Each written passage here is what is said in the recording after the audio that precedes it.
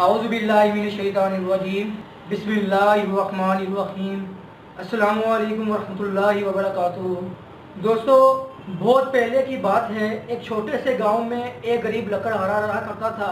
وہ بہت سیدھا سادہ، نیک اور ایماندار تھا۔ روز جنگل سے لکڑیاں کاٹ کر لاتا اور ان کا گھر بناتا اور گاؤں کے بازار میں لے جا کر فروخت کر دیتا۔ اس طرح اس کا اور اس کے گھر بار کا گزر بسر ہو جاتا۔ برسوں سے اس کا یہی مشغلہ تھا، روز کمانا، روز اللہ کا شکر ادا کرنا۔ لیکن ادھر کچھ دنوں سے وہ کافی پریشان تھا۔ اس کی لکڑیاں گاؤں کے بازار میں فروخت نہیں ہو رہی تھیں۔ جس دن لکڑیاں فروخت نہ ہوتی وہ انہیں گھر واپس لے آتا۔ اس طرح کچھ ہی دنوں میں اس کے گھر لکڑیوں کا انبار لگ گیا تھا۔ آج بھی جب اس نے جنگل جا کر لکڑیاں کاٹیں اور ان کا گھر بنا کر رکھا تھا تو اس کے چہرے پر مایوسی جھلک رہی تھی۔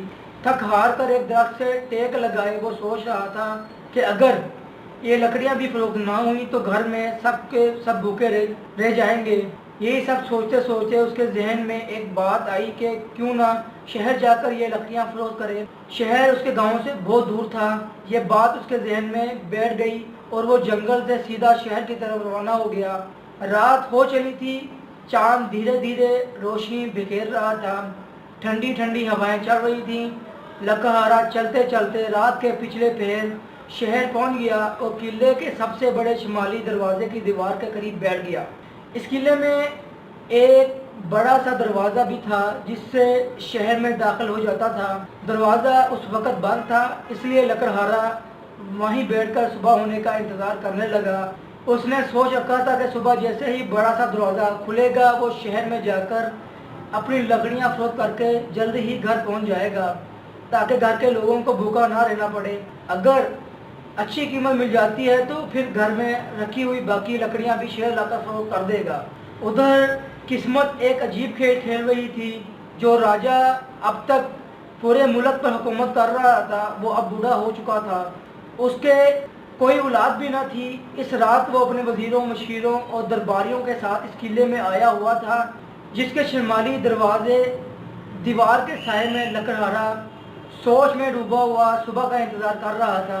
دراصل اس ملک کا دستور تھا، ہر برے اور اہم کام کا فیصلہ بجائے بادشاہ، مشیر یا وزیر کے دربار کے سب سے بڑا نجومی کیا کرتا تھا تاکہ کسی قسم کی پریشانی کا سامنا نہ کرنا پڑے۔ بڑے بادشاہ نے جب اپنے جانشینوں نے بادشاہ کو تخت پر بٹھانے کی رضامندی ظاہر کی تو نجومی نے ستاروں کی گردش اور چال دیکھتے ہوئے اپنے علم کے زور پر کہا کہ حضور بادشاہ سلامت، اس کا ایک ہی حل ہے، وہ یہ کہ سورج نکلتے ہی اس قلعے کے شمالی دروازے پر جو شخص سب سے پہلے نظر آ جائے گا اسے ہی بادشاہ بنایا جائے گا۔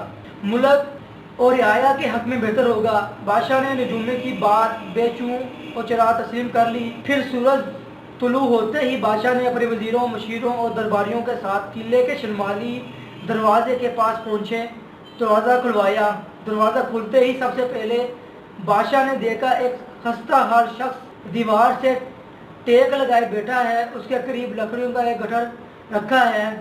بادشاہ کے اشارے پہ فوراً سپاہیوں نے اسے اپنے گھیرے میں لے لیا اور قلعے کے ایک آرام دہ کمرے میں لے آئے۔ بیچارہ لکڑہارا بری طرح گھبرایا ہوا تھا۔ اس کی سمجھ میں نہیں آ رہا تھا کہ آخر اسے کس جرم کے لیے گرفتار کیا گیا ہے، اس کا قصور کیا ہے، اس سے گھر کے لوگوں کا کیا ہوگا۔ بس اس کی آنکھوں میں آنسو آ گئے۔ کچھ ہی دیر گزری تھی کہ بوڑھا بادشاہ اپنے وزیروں، مشیروں، درباریوں اور نجومی کے ساتھ کمرے میں داخل ہوا۔ بادشاہ کو دیکھتے ہی لکڑہارا اپنی رہائی کی گڑگڑانے لگا، اپنی بے گناہی ثابت کرنے لگا۔ تب نجومی نے اپنی بھاری بھرکم آواز میں کہا، اے شخص، اپنے بارے میں سب کچھ سچ سچ بتا دو کہ تم کون ہو، کہاں سے آئے ہو اور کیا کرتے ہو۔ یہ دن لکڑہارے کے قسمت کا دن تھا۔ دوستو، امید ہے کہ آپ کو میری یہ ویڈیو پسند آئی ہوگی۔ مزید ویڈیو دیکھنے کے لیے میرے چینل کو سبسکرائب کریں۔ شکریہ۔